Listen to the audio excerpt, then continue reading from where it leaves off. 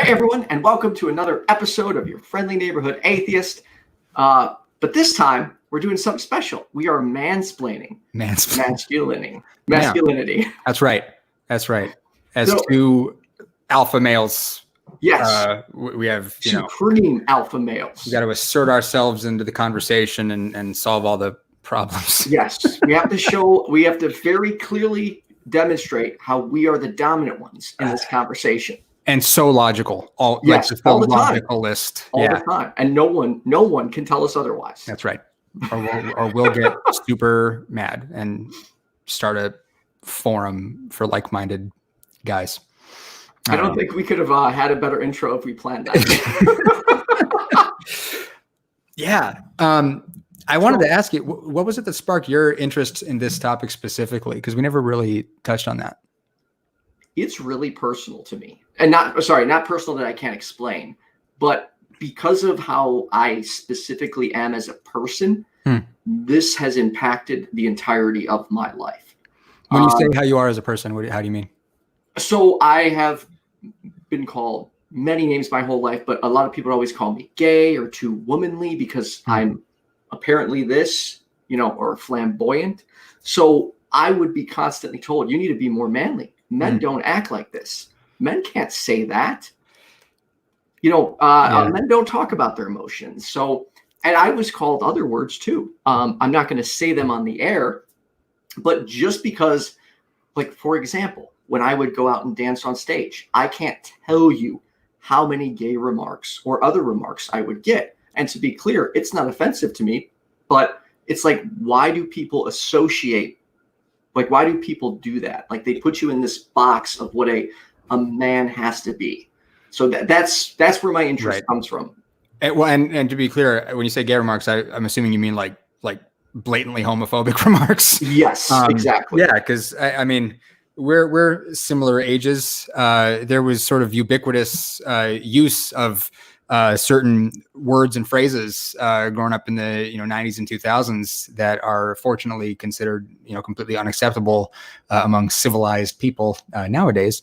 But I think the question of why talk about this at all is important. In some of the stuff that I've been reading in the last few months, I read about a lot of different stereotypes and studies on different stereotypes, and there's this idea of men not asking for directions. And it's true. It is very true. It's so true that there's research that you can easily find from insurance companies that detail how many unnecessary miles men drive over the course of a year and even over their lifetimes, depending on which data you're looking at. It's shocking. It's there's no good data indicating that men or women are more likely to get lost. But there's a lot of data that indicates that once they are lost, that the women are going to get unlost a lot faster. And it's because of social pressure to ask. Yes. And these ideas that are ingrained in men that we're going to return to over and over again, especially like a fear of being perceived as vulnerable. In my little notes here, there's a thing that I wrote about this. There's I think a hesitancy for a lot of men to be self-reflective. And one of the things that jumped out at me in my research was that in 2014, a guy by the name of Micheal D'Antonio, who conducted a series of interviews for a biography he was working on of Donald Trump. And he asked Trump to contemplate the meaning of his life. And the direct actual quote I'm going to read from the now president of the United States was, "No, I don't want to think about it. I don't like to analyze myself because I might not like what I see." So what I'm hoping we do tonight. I mean, yeah, so terrifying. I think that the purpose of, I hope of what we're going to do tonight is to take a good hard look at what men are doing, and to focus on the things that we like and to focus on the things that we don't like, and just have an honest conversation about it. So, yeah. And to be clear, the nice order and great conversation has been organized by Kenneth. He's definitely put some work into this. He has dived in more than I can imagine. So, Kenneth, thank you. I'm scared to death of just going off the rails because there's so much ground that we could potentially cover. And if we attempt to cover it all, we're not going to cover any of it, you know? So, yes. So I think a good place to begin, and I really hope people engage. I can't see how many people are actually watching or engaging in comments and stuff, but as we explore certain questions, I really hope that people are aggressively commenting, and that men and women and everybody in between, you know, just please, whoever you are, all opinions are welcome. Let's talk about it. Right. So as a jumping off point, WTF is masculinity.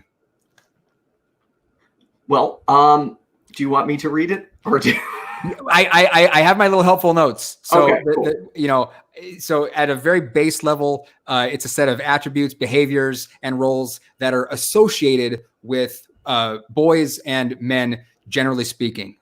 They are socially constructed, and concepts of what masculinity is not constant. It varies historically, it varies culturally, and you know, it's even suggested among sociologists that it's more accurate to refer to masculinities plural rather than one giant idea of all-encompassing masculinity, because that doesn't frankly exist, because there's no such thing as an inherently or exclusively masculine thing.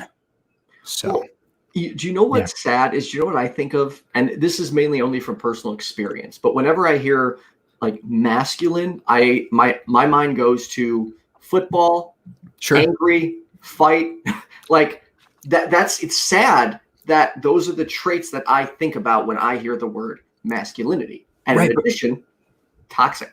Yeah, well, because I mean, we're all, you know, we're sort of the product of the water that we're swimming in, you know. So in the United States, you know, I mean, football is you know, it's practically, you know, bigger than Jesus. It's you know, it's big business. And you think about how you know, men are typically represented in movies or in popular culture generally. You know, when you're a little boy and you're, you know, watching, you know, Batman or something, and it's like, oh, this guy solves his problems with violence. I will be like Batman, and I will be a man. It's like, you know, yeah, it's sort of bound to happen in that way. And I mean, that's the whole conversation is, you know, sort of as a society, what do we, under the umbrella of American masculinities, what is toxic and what is not? Yeah. So can we clear up the confusion when some people say masculinity isn't inherently toxic? We cannot, but we can try. Oh, yeah. We do our level best. Right, yeah, we'll take a shot, right? I think that the conversation surrounding toxic masculinity, there's sort of a language problem here, and it strikes me as being very similar to the conversation surrounding Black Lives Matter. It's been said all over the place that there are people who, when they hear the words Black Lives Matter, that they hear sort of a hidden, implied only or especially in front of Black Lives Matter. And so in response to someone saying Black Lives Matter, the person receiving it is hearing only Black Lives Matter because of, you know, whatever their issues are. And then that's where the instinct is to fire back and say, well, all lives matter. And from their perspective, they're being super duper reasonable. But there's a disconnect in the communication there. So I've seen it all over the place that there are men who have a reflexive response to hearing the words toxic and masculinity put together. And they hear all masculinity is toxic, or that there's this idea that masculinity is inherently toxic, Right. That men are toxic. Are you saying that I'm toxic? I'm a guy. What are you trying to say about me? And there's a defensive posture that gets taken that is an immediate barrier to a good conversation happening. But the idea is that if we've got a set of attributes and behaviors and roles that are associated with men and boys, and that it's a flexible thing, that this set, toxic masculinity is just a subset within this larger group of traits, and roles and attributes that are harmful. In the what you posted earlier, asking people about what their experiences were, what their thoughts were with toxic masculinity, right. And I saw a lot of people, a lot of women talking about being influenced by toxic masculinity, and what I didn't see so much, I saw a couple, but I think it's really important to recognize that toxic masculinity harms everybody. Yes. We are personally only going to do our best to talk about how it harms us, or how we think it affects other people. Yeah. And we are definitely not speaking for the feelings of other people or how it directly impacts them. Right. We're not authorities on this. We're just a couple of guys trying to talk it out and take that sort of, look that I was talking about earlier. But no, I mean, it's going to manifest differently for all kinds of people across different, layers of the social, strata. It's complicated. Right. And to be clear, at the about the last 15 to 30 minutes of the broadcast, we have 2 people already interested in coming on. We will invite anyone else if you'd like to come on. I can put a link in the description, and you're welcome to join us. Yeah, and I wanted to, before we kind of move on, I wanted to make a point that, to me, I've had experience with. I've seen a lot of young men and people who identify as men falling into what looked to me like traps, because the gap surrounding conversations about positive ideas of masculinity or positive masculine traits have been filled by, frankly, by like hate groups. I think that there's a problem. It's a good thing that in our society we've given men sort of a list of things they're not supposed to do anymore, and that there's correction happening to right some historic wrongs. I mean, that is outstanding that's happening. But I think we also have to have a conversation about the other side of that and give a new definition of masculine, or positive masculine traits, so it's not cluttered with all this garbage of I'm a man. Yeah, I gotta pull something up here. I'm not gonna name the website or anything, but I was doing some research and I found a bunch of lists about reclaiming masculinity, and they are almost all exclusively from sources that I wouldn't recommend to anybody. And these are some of the things that are recommended. It says embrace masculine virtues in ourselves and our boys. And then it lists things like toughness, dominance, aggression, and strength as masculine virtues. And it's important to remember, masculine virtues are whatever we decide they are. So to me, the instant you say that strength is a masculine virtue, I just don't know what you're talking about anymore. I've trained with female MMA fighters. I served with women in the Army. I've experienced, at all different levels and times in my life, strong women. And so the idea that those women, they're exhibiting a masculine trait, that to me is absurd. And I think it's okay for men to value strength, but I don't think that trying to corner the market on strength and be this is ours. No, it should be taught. People should have strength, not men, right. Not women, just people in general. What's wrong with being strong? Right. At the same time, what's wrong with being vulnerable? Yes. Are these things, there's this idea that these things are in opposition, which doesn't make any sense to me. And I will say that's absolutely, like, to this day, Kenneth, like, I don't know how far you've come. I know we've talked, how we both used to be. But for me, dude, being vulnerable, like, that is one of the hardest things on the planet. I personally keep many people at a distance, and I only allow, each person bits of information as though not to expose myself. Because even though I know it's not rational, I know it's not logical, I don't want to be vulnerable because to me, and again, I don't actually think this, but I feel this. I feel like vulnerability is a weakness. And it doesn't make sense. Why? Like that, it drives me nuts that we still teach this crap and that people don't understand the long-term psychological effects it has on another human being. Do you run into the disconnect where, like, on an intellectual level, that you can never be like as strong a human being as you possibly can be without being vulnerable? But then at the same time, you have the emotional reaction that's like, but I can't do it because it's weakness. And there's this, like, sort of like cognitive dissonance thing. Yep. And it's literally, the only way I can describe it is like there's this block there. There's two sides. The one side is like, okay, you're not making any sense. This is irrational. But then there's that feeling, that indoctrinated feeling where you're just like, nope, I can't do it. Like, to give you an example, I wasn't even comfortable talking about my cat until like a year and a half after, because I'm like, they make fun of guys who have cats. They think it's weak. And it's like, how ridiculous is that, Kenneth?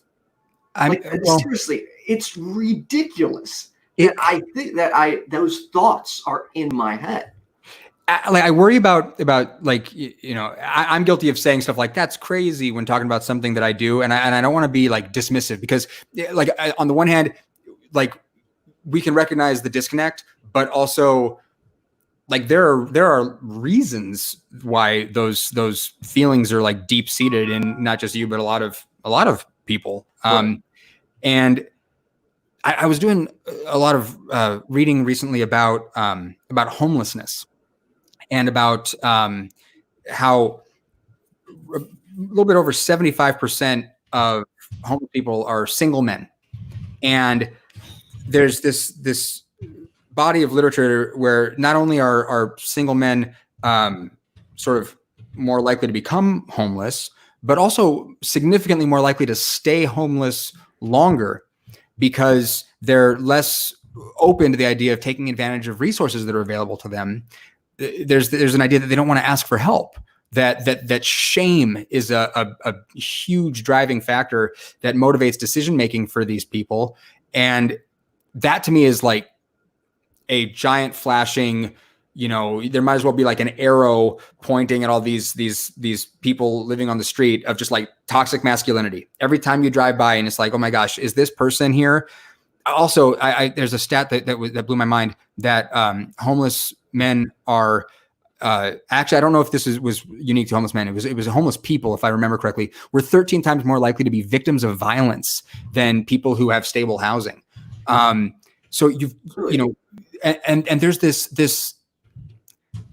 there's a, I mean, this is a whole other issue, but there's this idea in the United States that's prevalent that one's financial standing is somehow linked to their like moral value. That if you're a good person, you're gonna climb the ladder and get ahead. So anytime you walk by a person who's living on the street, they're likely to be a victim of violence, and they are very likely a victim of sort of social conditioning that keeps them immiserated and trapped in their circumstances.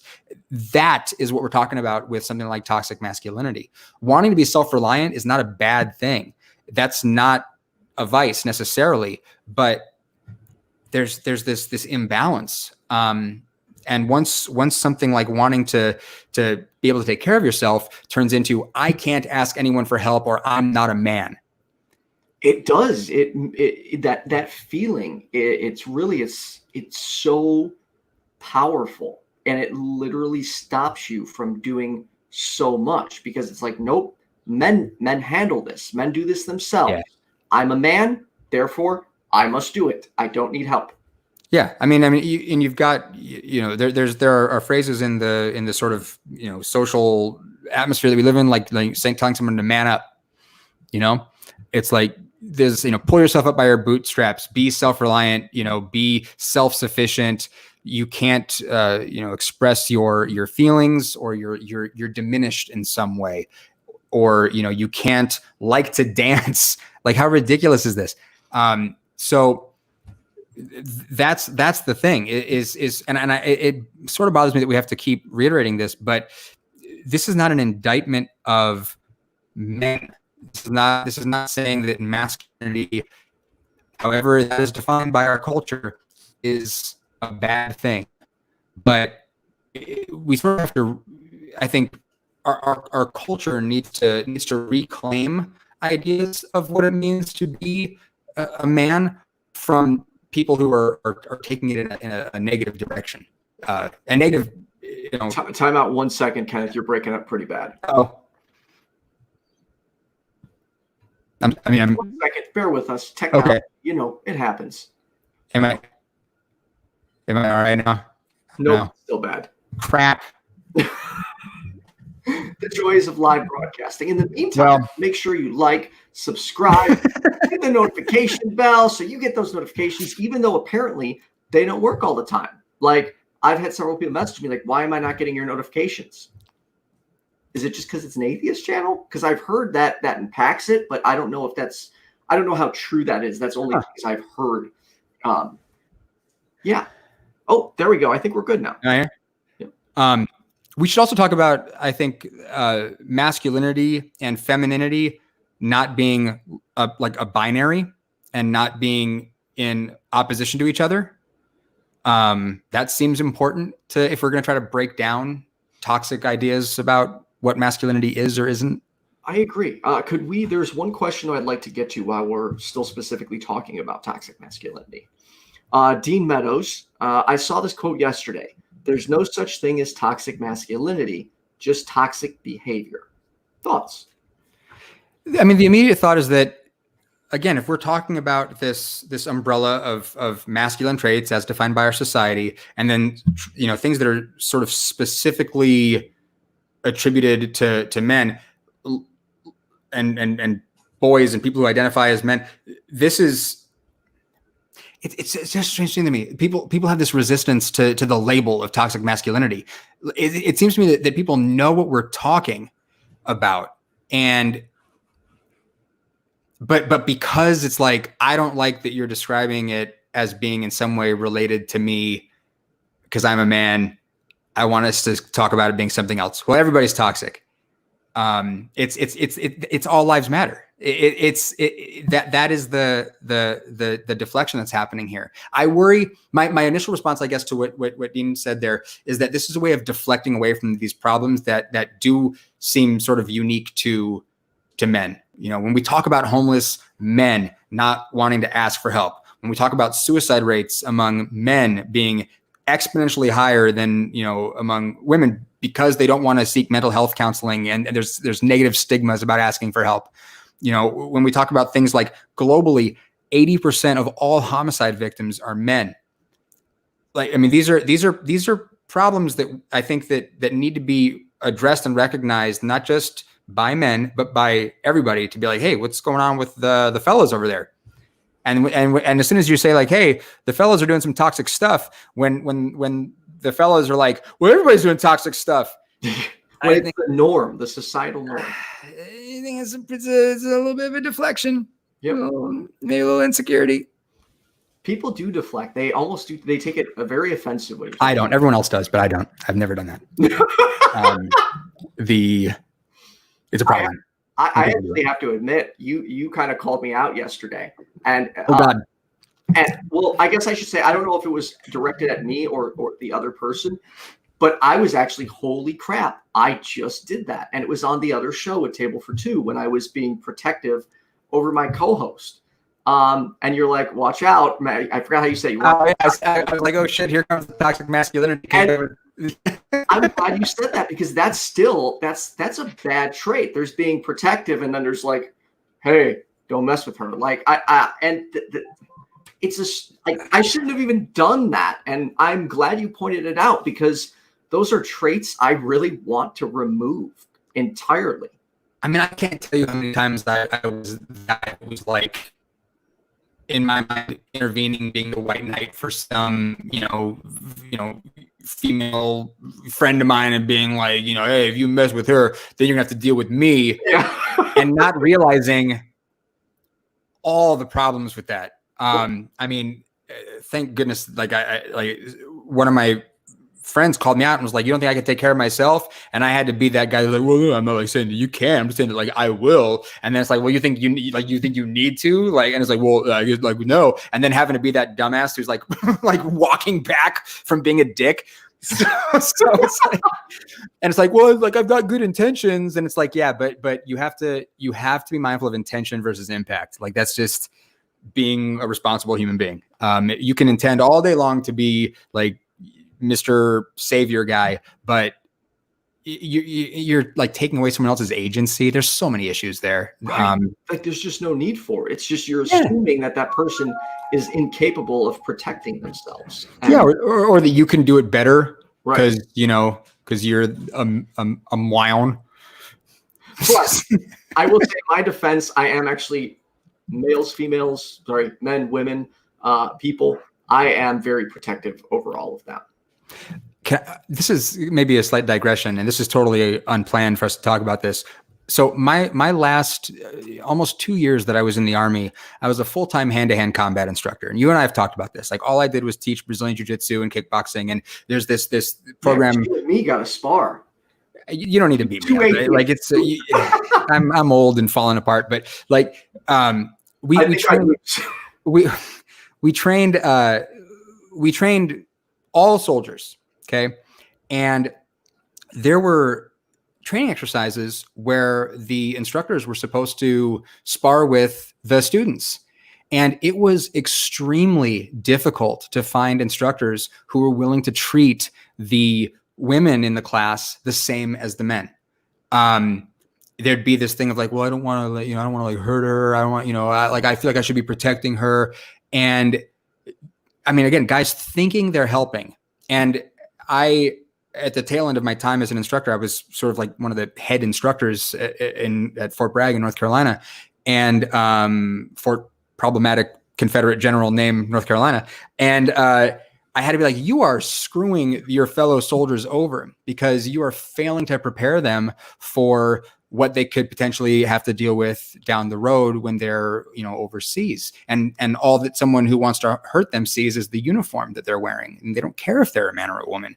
So by you being like, oh, I'm just going to like, I'm not going to take this seriously because you're just a little lady, like, you could be killing this person. And it was like a constant problem in training environments in the Army when I was there. I don't know if I hope it's gotten better, but how do you think we get past that? Because I'll give you a prime example. I made a post the other day. I was looking for people that would want to train. I would, I have a few years in Muay Thai and Brazilian Jiu-Jitsu. And I was like, if anyone's in the area, I will train you in exchange for just having a training partner. And one of my, a few women replied, like, I feel like crap, man. It sucks to even think like this, but I struggle with that. Like, I'll train with, but I prefaced it to my friend. I'm like, just so you know, I can't hit you. And I am fully aware of how wrong that is, but it's like that block. I just feel less manly. And I don't like hurting anybody, to be very clear. I don't like violence, but violence against women is just a huge trigger point in my brain for me. No, I mean, well, and violence against anybody, I think, should be. But I mean, this is so, I can't believe we're talking about this, but this is like a pet peeve of mine. Like, I can't watch like women's self-defense videos and courses and stuff because I find them to be like infantilizing. I may be misusing that word. There's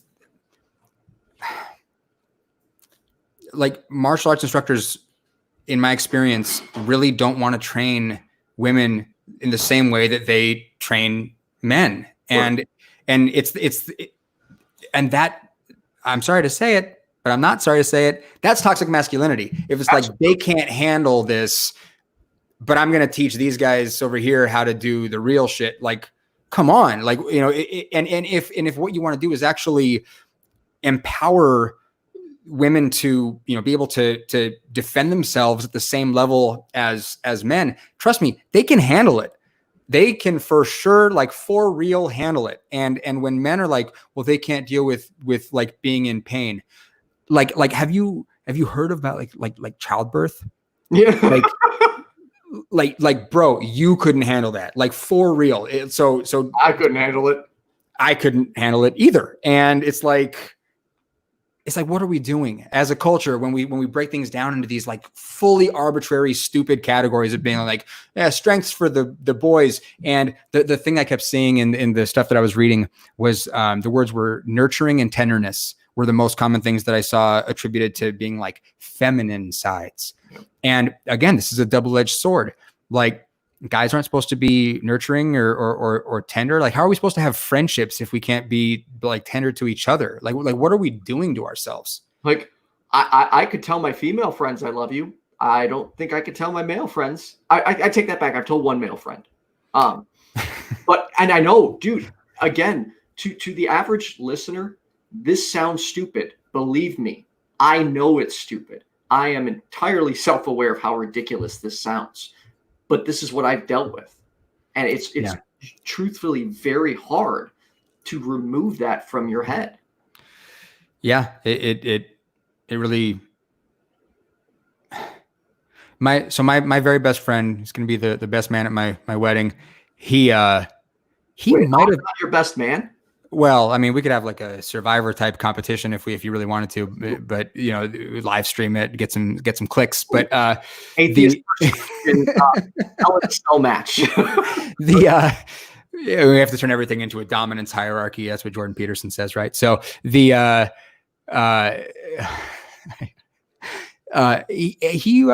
very open with saying "I love you" to his guy friends. And we met in the Army where that kind of thing was, I mean, you know, you talk about being referred to as being like flamboyant and stuff. But there was an eye-opening experience of being like, he would say like, hey, like, I love you, man. And I'd be like, shut up, stupid. But like by internally, I'm like, oh my God, like this feels super nice. Like there's this like warm, fuzzy feeling. Oh my God, am I supposed to like this? What does this say about me? He's being nurturing and tendering. What is he, a lady? What are we talking? And it's so stupid. It's so stupid. It is. We have to transcend that. It's just, This brings me to a question. Should we have any societal norms for masculinity? So I like the idea of having sort of aspirational virtues,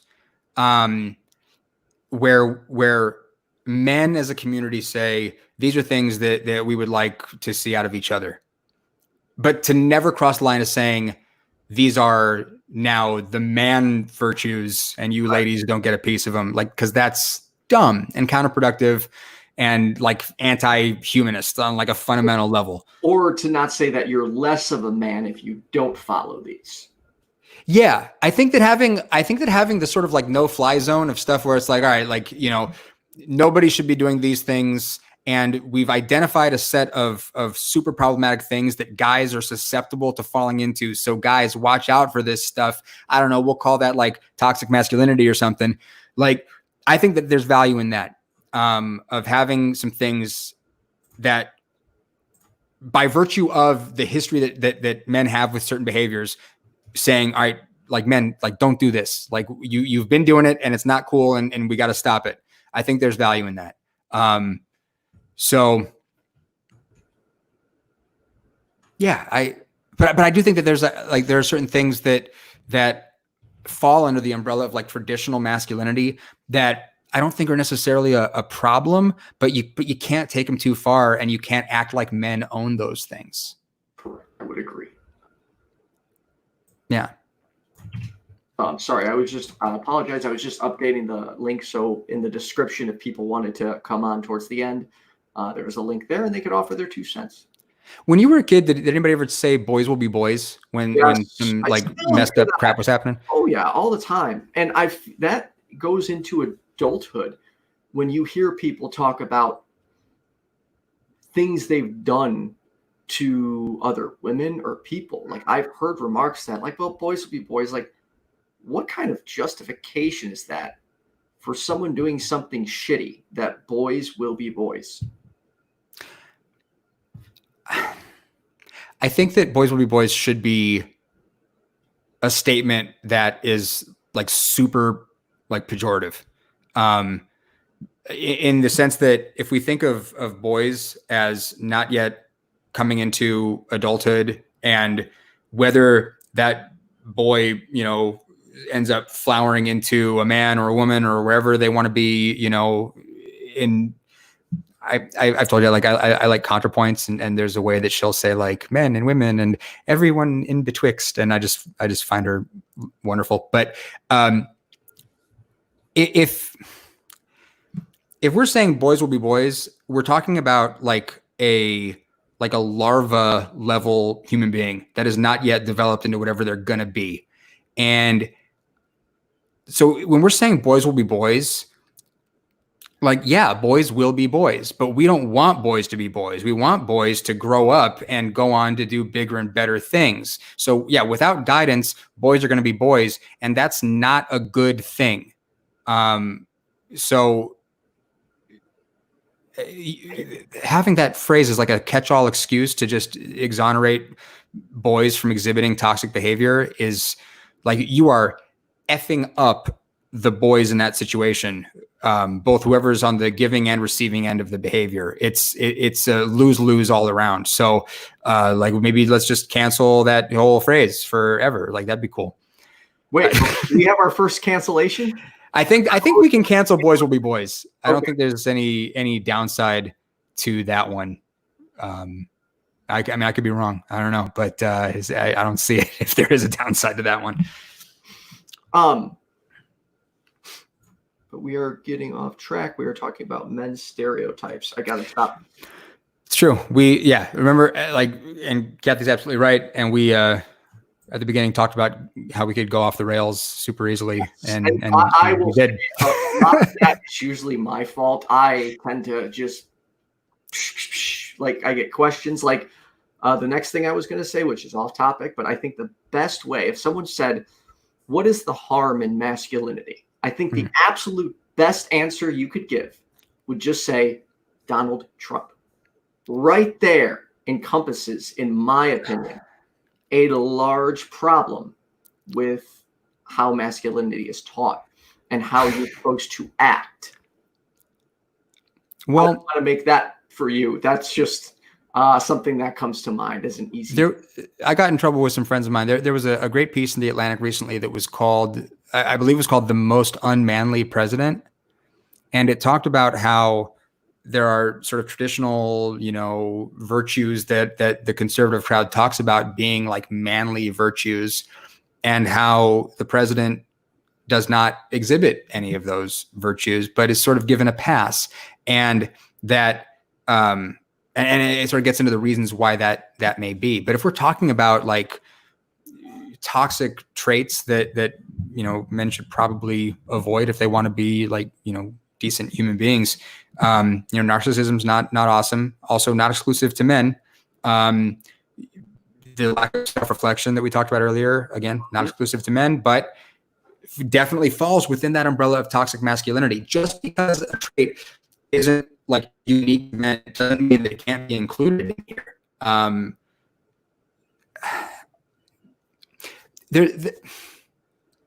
There were a couple of themes that I kept returning to and thinking about, you know, trying to think in my head of like, well, what would I like to see men do and not do? What seems to be like at the root of all the different toxic behavior? I saw, you know, insecurity is sort of a catch-all that seems to motivate a lot of what I see in the world of toxic masculinity.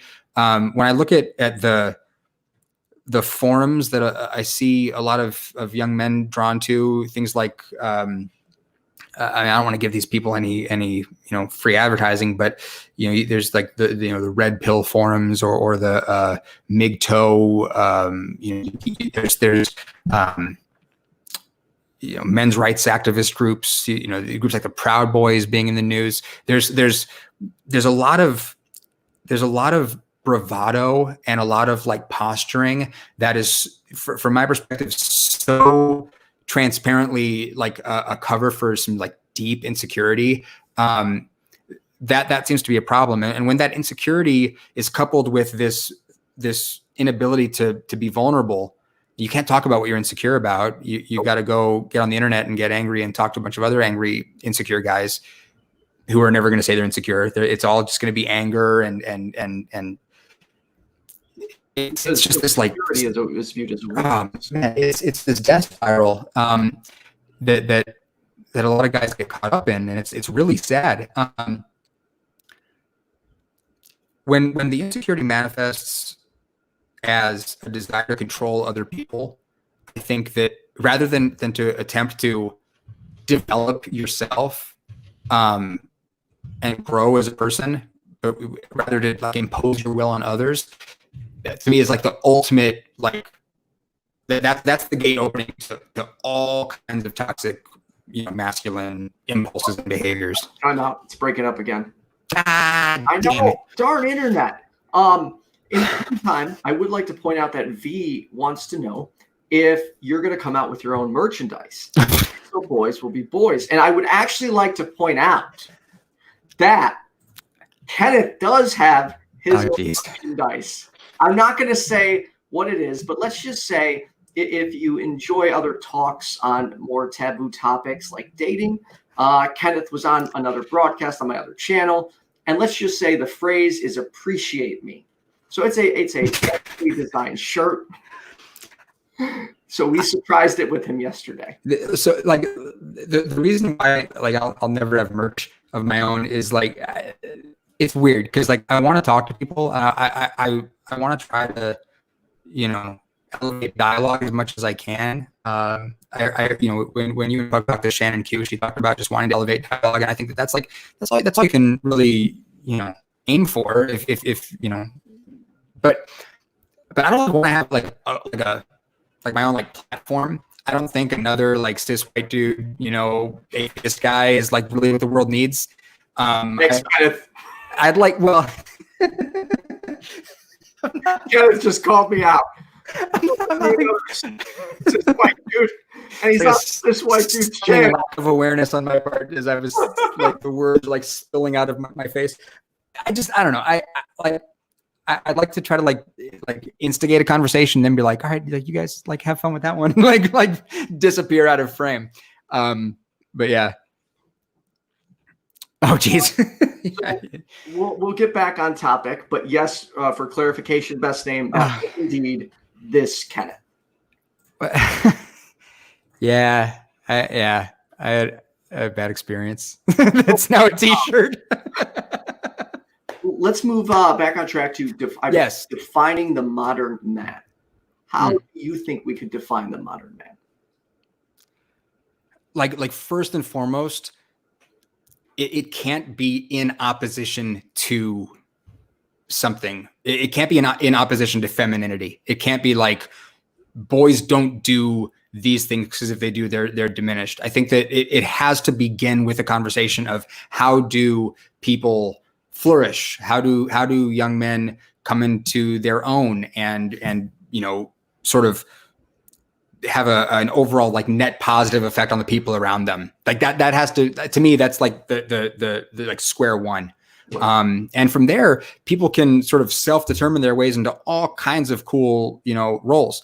If, like, let's say, I don't have kids, but say I had a son who was like, I want to be a choreographer on Broadway and I am just like super duper, like as gay as you can be, Dad. I would just be like, let's get after it. Let's make it happen. Let's see how you can be the absolute best choreographer that you can be and find a way to make yourself happy within that. And version of yourself.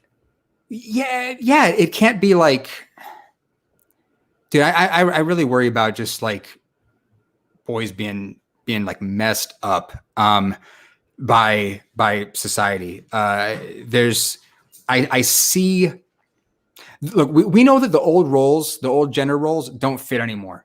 Like a man is not necessarily a provider or a protector. That new gender roles are emerging all the time, and that strikes me as being a very, very good thing. The problem, and this is not a problem that is being like imposed on men by women, is that men are having a harder and harder time figuring out where they belong in our society. Because it's like, well, if this lady doesn't need me to open the door and pay for dinner because she can do it herself and doesn't really need me, like, what am I supposed to do here?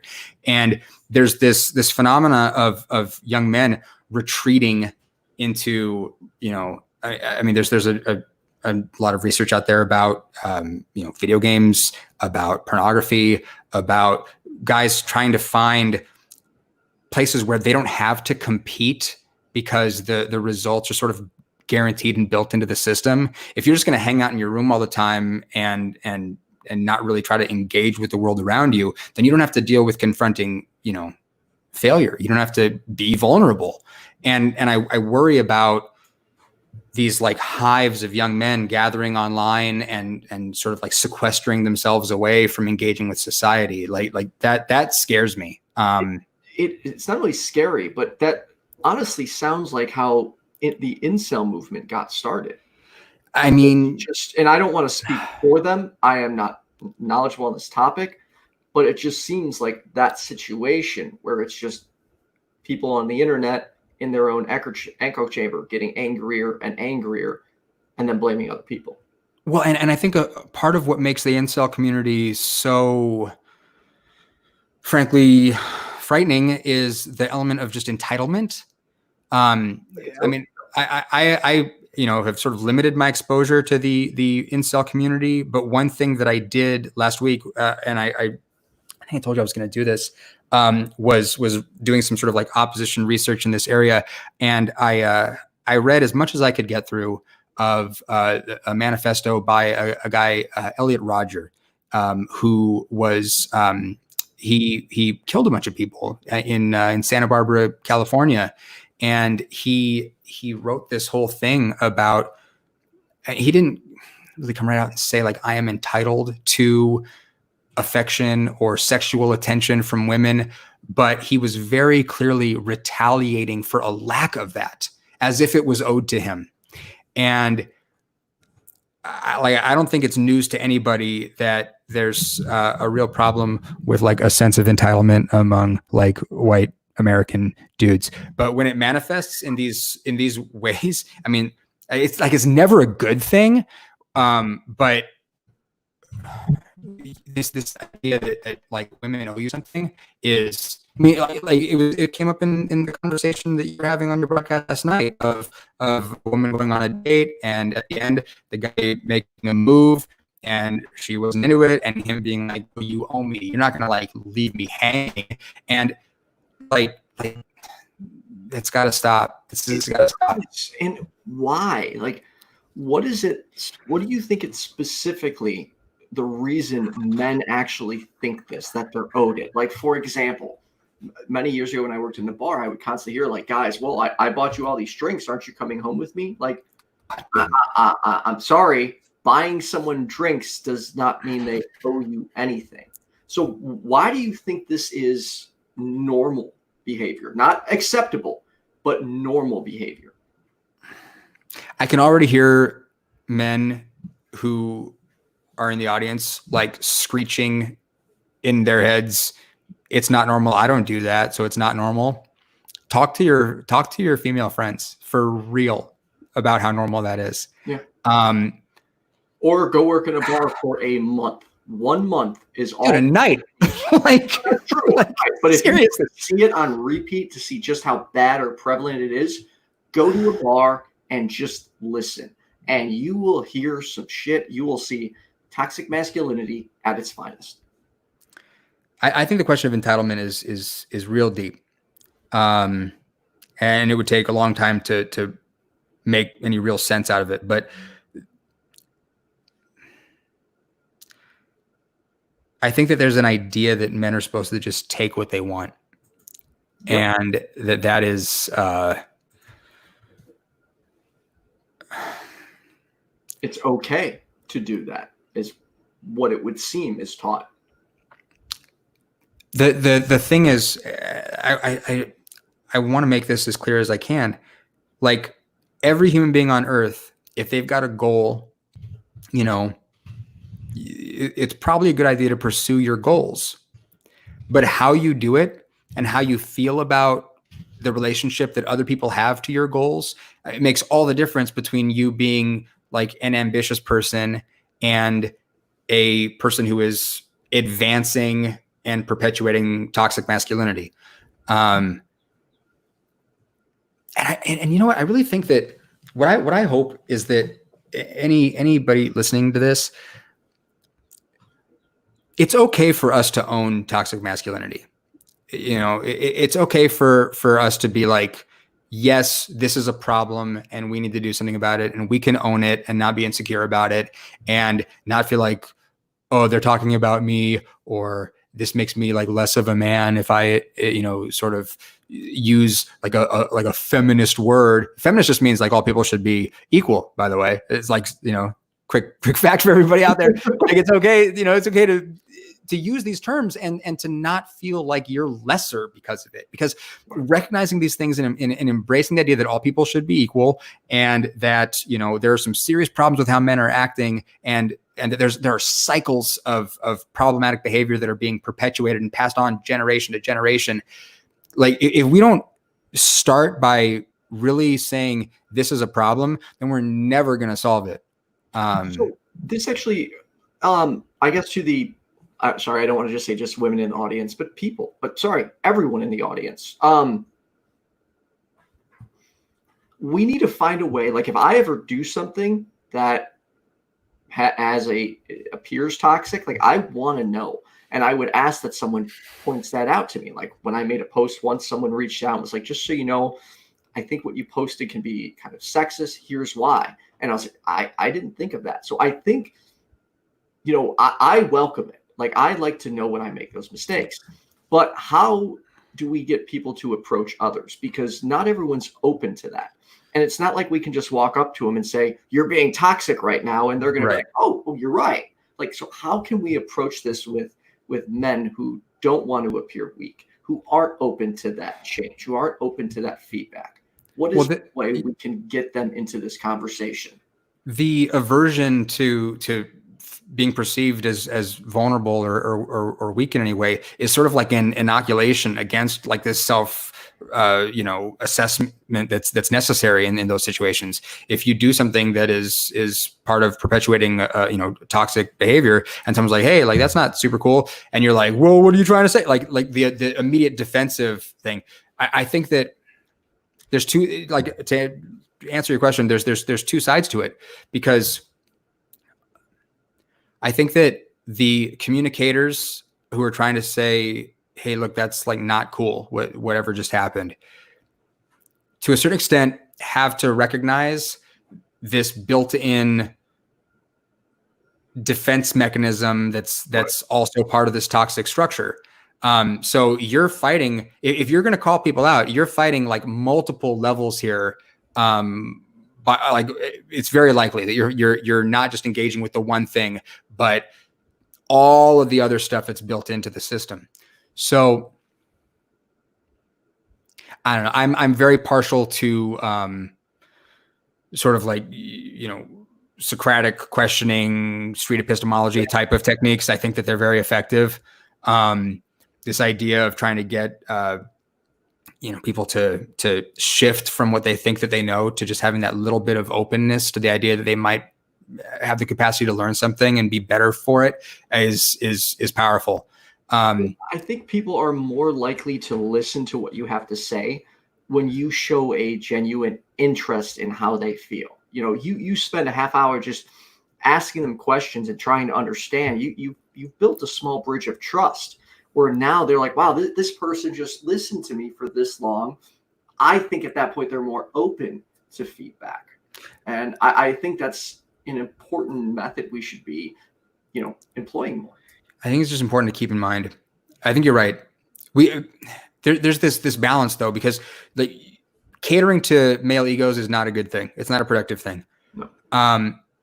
but everything that many of us were conditioned to believe from childhood, that like women are insecure, that, you know, oh, look at the girls take, you know, 45 minutes to get ready because they're doing their hair and their makeup, and a guy can just throw on his jeans and walk out the door because he doesn't care.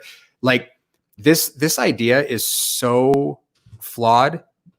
Like, I will go on record for all time saying that men are more insecure than women, because men are constantly proving and reproving their masculinity. There's your manhood can be tested by your friends, by your enemies, by your coworkers, by your boss. Like there's guys, like a lot of men feel a tremendous amount of pressure on a daily basis to reaffirm, yeah, I'm a man. And however that's going to manifest in their lives in a way that I don't know if women feel that same pressure to be like, yeah, I'm a woman and I'm going to assert that, you know, by X, Y. I'm sure that they do. And those words came out of my mouth. I was hoping you'd fix that. Well, I mean, like, yeah, I'm not communicating this well because gender is performative, right? I mean, is it Judith Butler that has a lot of really smart things to say about this? I'm revealing how unread I am, which is not something I want to do, but I'm being vulnerable, you guys. Right. So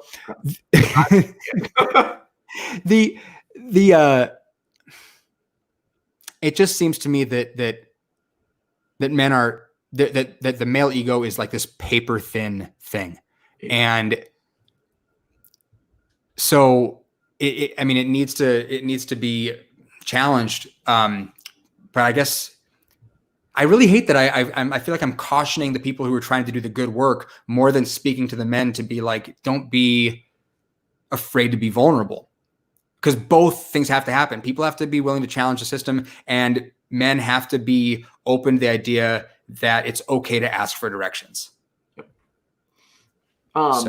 Real quick, so before we get our first guest on, Justin, just want to know if you could answer this question. Did you read much of, is it Jung's work? Yeah, so I am, my exposure to Jung and all of his work is limited to like the second and third hand stuff that I've heard, like waterboarding myself with Jordan Peterson lectures for the last month. So I don't have any idea what the value is of Jung's work in a firsthand level at all. So no. Okay. All right. So we're going to bring on Justin. He had a lot to say on this topic. Hopefully you've been watching those, so we don't have to repeat anything. I've caught a good bit.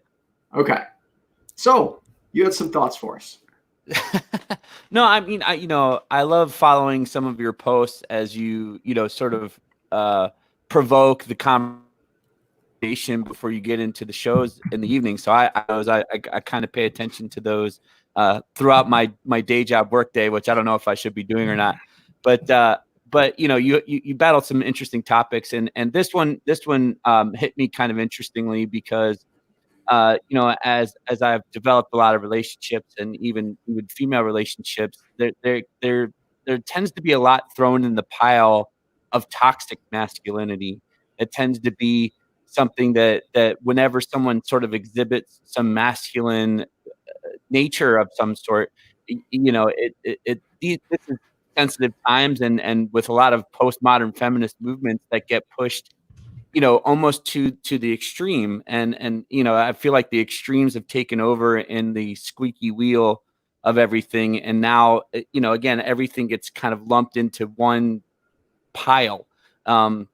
So I would say that some masculinity is celebrated, the masculinity that makes men want to protect weaker people, that makes men want to protect women.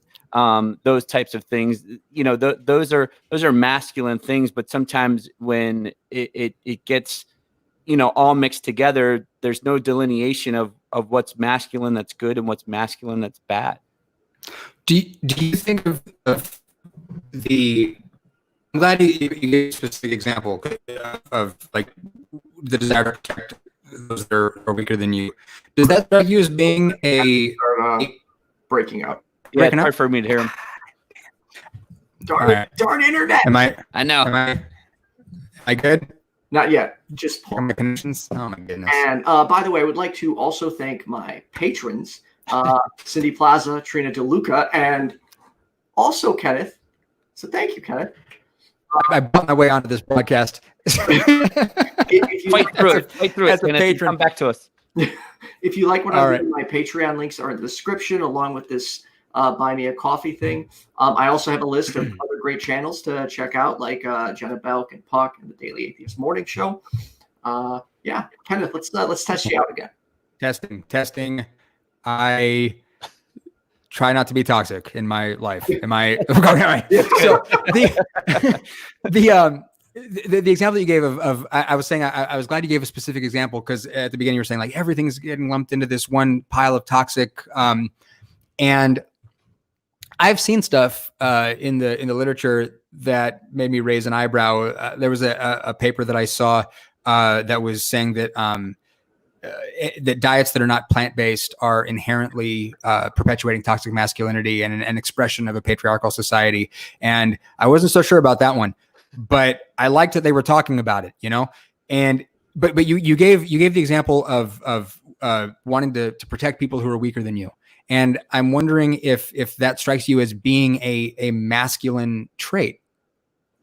I do. And it's not that it's, you know, even to cross lines with that, it's not like, you know, females or people, you know, non-binary or whatever can exhibit those traits. But those are inherently sort of masculine traits as it's sort of built into I think some of us instinctually, just like it's instinctual for animals in certain, you know, kingdoms. Sometimes the females are the aggressors and sometimes, but I think in humans, it's just been a natural thing just by the way that we're biologically built, the way that we're, you know, the way that we are inherently. I'm not saying all people are like that, but you know, people paint these broad brushes, but as it relates to men, you know, I think men are, you know, we are taught to, you know, I think we're sort of taught, but I think it's also ingrained in us to be protectors.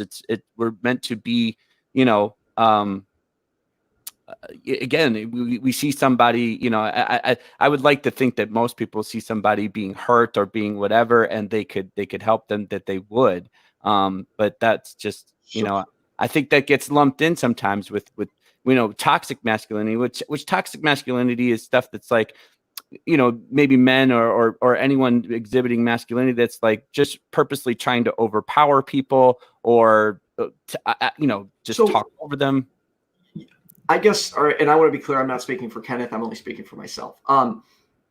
You don't see that as a problem, because why would we have to teach specifically men to protect just women? Why aren't we teaching? No, well, he didn't say women. I didn't say women. Oh, no, sorry, you said women and other people. Why not just teach everybody to protect everybody, regardless of their strength or weakness? I wasn't saying teach necessarily. I was saying, like, I think we're taught that at, you know, at some point throughout like cultural, you know, and most societies sort of do teach that toward men. But I think it's, I sort of believe that it's inherent in you, like in your, as a man, but like it's your innate, you know, especially as when you have love for somebody, especially a female, if we're speaking in those terms, to want to protect them, not see them hurt. Not, you know, your kids, when you have children, it's your natural innate, you know, thing to not want to see your children hurt, to protect them, to take care of them. But are you? So this is what I was wondering when you were speaking a moment ago was, but how do men make the assessment of who is or isn't weaker than them and therefore in need of their protection? I can understand that there's a feeling of doing good if you're using your strength to sort of step in for someone who doesn't have any, but where I think it becomes a real problem is if you see someone and say, okay, well, that's a woman, therefore weaker, therefore I need to, you know, at what point does somebody, how do you make the determination of who's weaker and who's not? I mean, I think that's not necessarily assessment of the situation of like just looking at somebody. I think that would be like an assessment of the situation that's unfolding before you. Like if somebody is, getting pushed around or something, and they don't seem to be fighting back, or they may be outnumbered. The other person may be physically more imposing than that person. They seem like a weaker person, and sometimes it's the same reason why people get an adrenaline rush when they see someone being pinned down by a building, and they want to rush over there and pick it up off them. You know what I'm saying? That's not a toxic masculinity trait. That's like an adrenaline rush of like, there's something in trouble. There's somebody who's in a bad situation. They might not necessarily be weaker than you. It might be the situation that's overpowering them that you could help. So it seems to me that there's what's potentially a very positive impulse of wanting to protect those who are in need of protecting. So I think this points to where the subtlety is here and how easy it is for something that is under this larger umbrella. So in your conception of masculinity, which you are not alone in by any means, of this idea that men protect those who are weaker, that I wonder if we can reach a point of agreement that there is a subset of that where there are men who will jump to the conclusion, okay, you talk about having a romantic partner. This is my romantic partner, and she is a woman, and therefore in need of my protection, and that is my inherently masculine role here, and that we come to an agreement that would fall into the subset of being toxic by virtue of how they're arriving at the conclusion, and not sufficiently valuing their partner in a way. Sure. I mean, I think that goes a long way. I can't agree with that. I mean, I think there's a subset of boundaries or things like that are overstepped by that turn in. I think some masculine traits like this can turn into toxic masculinity, given that they assume, they are stronger, or they need to protect everybody, and they become overprotective, or they become overly assertive in cultivating their relationships by not understanding their partner, or by not understanding their friendships, or by not understanding their social situations. I mean, I think, like I said, that becomes with like assessing a situation person to person, but what I guess the point that I was making initially, even in Ethan's thread, is that sometimes that is getting lumped all together as one thing and being called toxic masculinity. That's getting thrown around a lot since a lot of post-feminist movements, Me Too's, things like that I'm not saying are bad things necessarily, but I'm saying that like sometimes even in just normal situations when, and I've seen this when just guys are being chivalrous, opening doors, doing things that are nice and that are sort of traditional culturalistic things, that's being thrown back at them as, I don't need your, whatever. I don't need this, go back to your cave, you toxic man. It's like, so I've heard, so I've heard that before, but I've never actually seen it in action. Now, to be clear, I'm not saying it doesn't happen, but I think it's how you do it. If you assume that, okay, this woman needs the door held open for her versus, hey, I'm just going to open the door for everybody, I think that's where the distinction comes in. But I've not experienced someone getting mad at me or calling me toxic for just opening the car door for them or opening a restaurant door for them. It strikes me, I think that probably everyone watches this conversation is like hurting. Kenneth, we're losing you again. God damn it. Wait, I know. Wait. Am I here? Am I here? Did you wait. So this, are you guys, okay. So I was saying that this conversation is hurting for lack of having like more of like, I mean, we need a woman in this conversation, like without a doubt, because we're our perspectives are just so limited. But the have you guys ever heard of the term benevolent sexism? I have not. Explain. So, anytime that the word chivalry is used, you can substitute benevolent sexism, and you're it's sort of talking about the same thing. These ideas, to you feel like I'm being the good guy pulling out the chair for the lady here so she can sit down. And again, this is an intent versus impact thing, because to you, you're being benevolent. To them, it can be the case that it's like, who's this guy think I can pull out my own chair?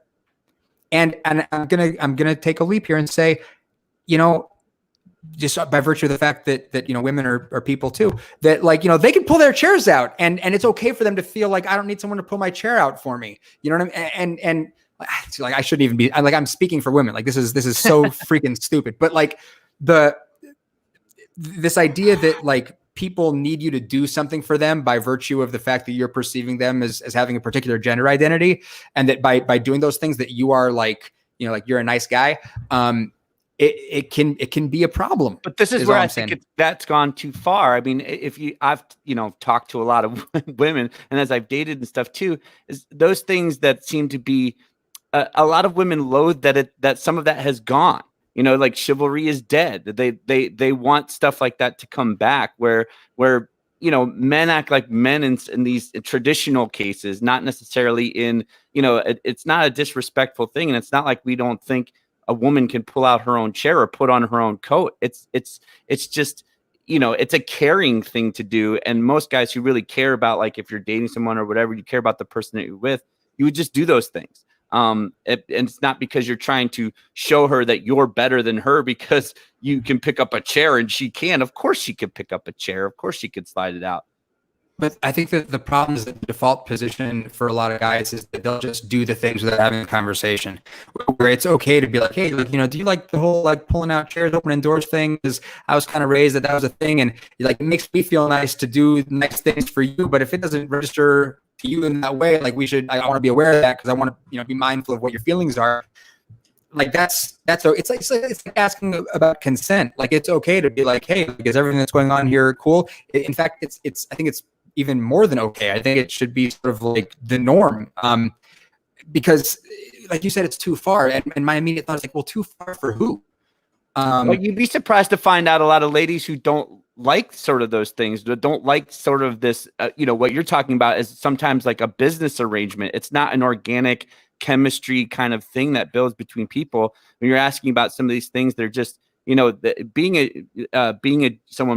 gentleman, it's, you know, yeah. Being a gentleman is a good thing. And it doesn't, you know, sometimes people feel like a lot of that, even the genuineness is lost of just someone wanting to be a gentleman by having this like weird conversation about, is it okay if I pull out your chair? I mean, yeah. I'm not saying that's a wrong thing to do or say or ask, but I would think that you would be surprised. And again, we should have some women on here to talk about it, but you'd be surprised the amount of women who would say that almost makes it more weird that there's a conversation happening about that. So real quick, I do have another guest we want to bring on, and Trina brings up an interesting point. And as much as I'd love to bring her on now, we do have limited time. You know, Kenneth, I think there is way more here to dive into. And we talked about doing this once a month with other topics, but I think what we should do this again next month, and let's bring other women on, or other people on, and get their opinion on this, because I feel like there's so much more to this conversation. So I don't know. What do you think, Kenneth? I mean, like, I just all of this stuff needs to be explored, you know, and I think that just, again, like, I think our goal should just be to try to elevate the discourse, to bring in a bunch of different voices and try to, you know, learn from each other. So yeah. And then real quick before I bring Rick on, I just want to go to Best Name's comment. This is not meant as a snark, but how would Justin feel if a woman kept helping him with all those things? Helping him put on his coat and etc. Yeah, I mean, if someone was helping, like, you know, I think there's a lot of times I have women in my life help me all the time, and I don't feel less of a person because, you know, if I just injured myself and need help, you know, or someone gets something for me, I don't feel that makes me less of a man or less of a person because someone else is helping me. And sometimes it's even nice when you don't ask for it and someone recognizes that you are, you know, you need help or you can't reach something or whatever the case may be, and they help you out. I think that's nice. All right, I'd like to bring Rick Lockhart. How you doing? What's up, everyone? How are you? Up? Good. Yourself? Hey, thanks so much for having me on. I forgot to say, here's Rick Lockhart from In Black and White every Thursday night at 7:30 p.m. Central Daylight Time on youtube.com/YFNA News. Are we including the YouTube when we do that? Look at this promo. That was fantastic. That's only because that's my co-host, so I get special treatment. Absolutely. Well, listen, I thank you for bringing me on. I kind of wanted to draw a different perspective here, because I think what the conversation that you're having doesn't really define toxic masculinity. I think what we're talking about, and to Justin's point, that masculinity kind of gets lumped together in this. I think it's unfortunate that when you have a situation where someone isn't being masculine enough, that's where you incorporate toxic masculinity. For example, and I'll take this from my personal example of being in the LGBTQ community, right? I'm this kind of masculine presenting gay guy, but if you had someone who was feminine or feminine presenting, and he's treated less than a man, then we're considering that toxic masculinity. When you have environments that suggest, and I think it's unfortunate in some cultures where men are hyper masculinized, kind of like in the Black community, where if in the event you don't act as this certain type of man, then you're not being a man, and that's toxic masculinity. That's when it becomes in a toxic form. Now, when we talk about chivalry, I think that, like to Kenneth's point, it would probably be a productive, maybe, if in the event you're dating someone and you ask, hey, do you mind if I'm, a chivalrous person or a gentleman or whatever you want to call it, so that you can kind of smooth that over. But I don't think that chivalry necessarily lends itself to toxic masculinity. Rick, you do have some fans in the audience, just so you know. Oh, man. Thank you for getting the conversation back on track. And I take responsibility for the constant diversions, and I apologize. I don't think it was all you, but that's fine. It was Kenneth's internet. No shade. I think that it's important to have these conversations. Yes, it's kind of like when we say on In Black and White that white people need to have conversations about changing racism, right? Yes, we are guys talking about this, but if we don't talk about this, then it won't get fixed, because you look at the inferiority versus superiority complex or mentality.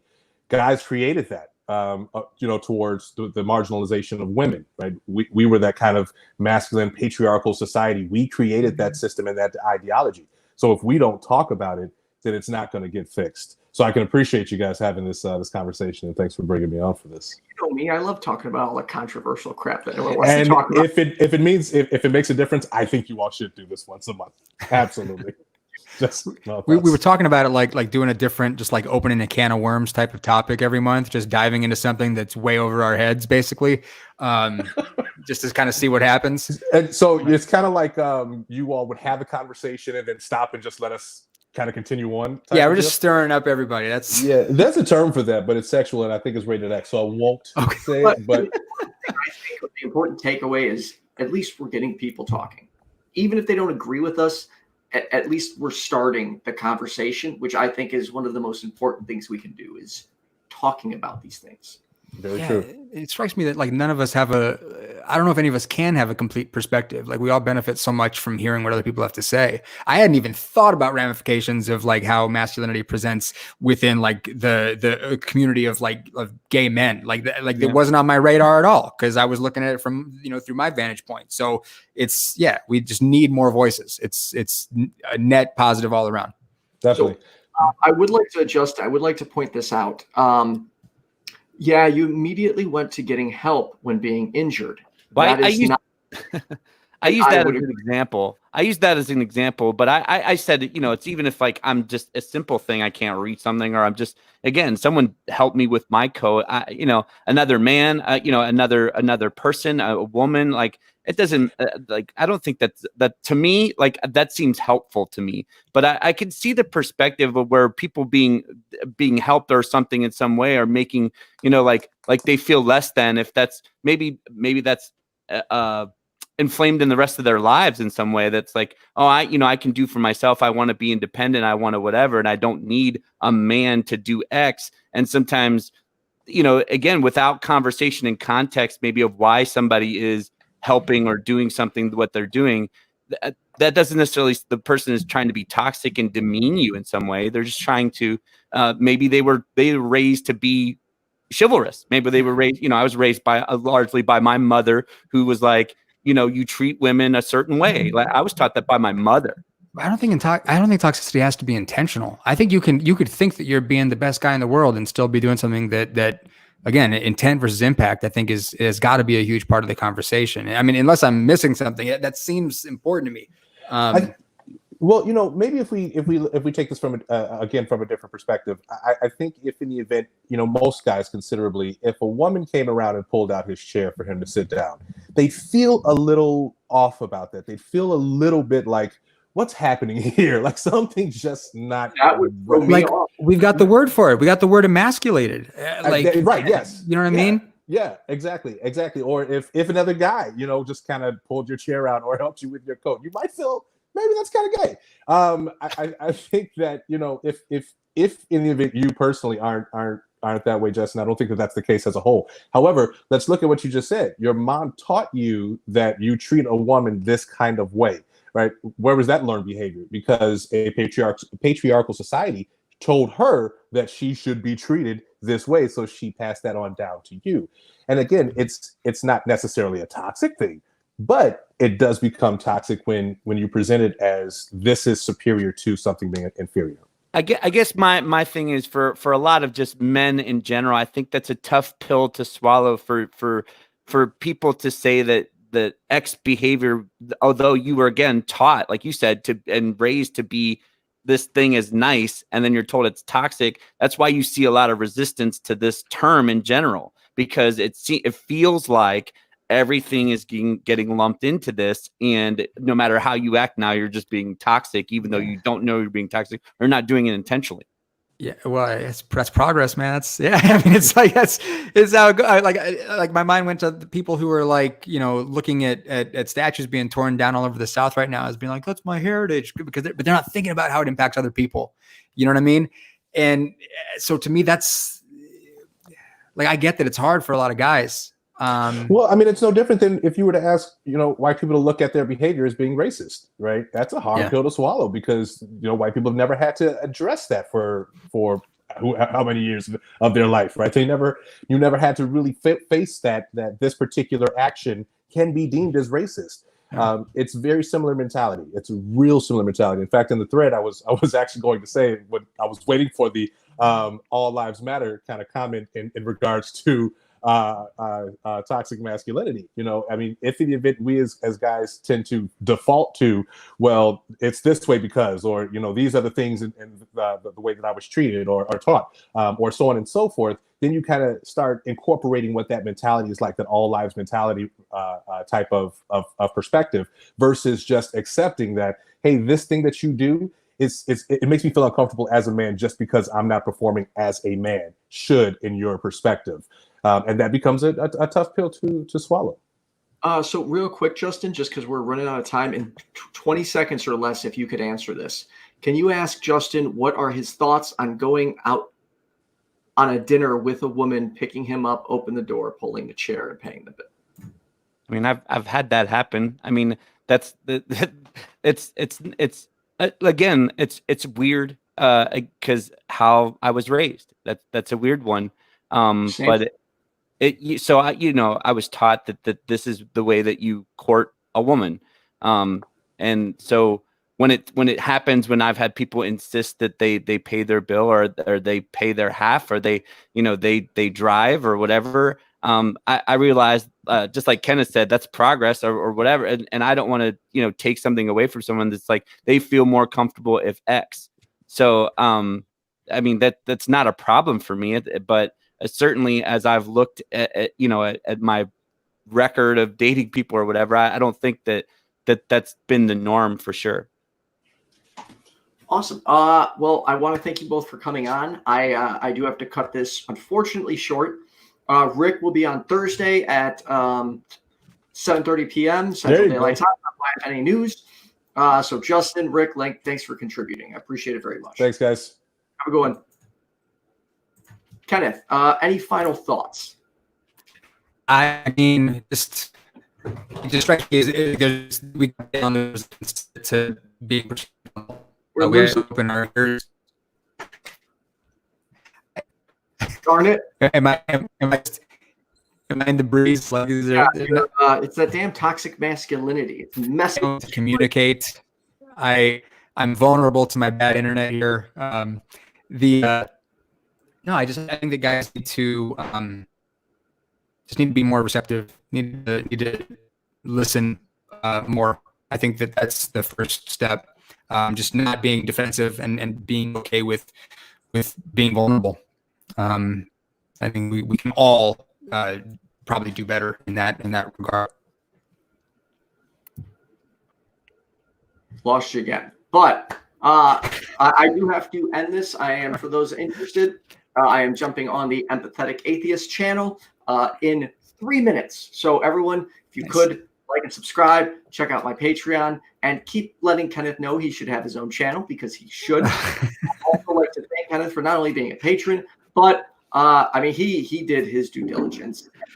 He read and he watched and he sent me shit, and he put a lot of what went into this episode together. So Kenneth, thank you.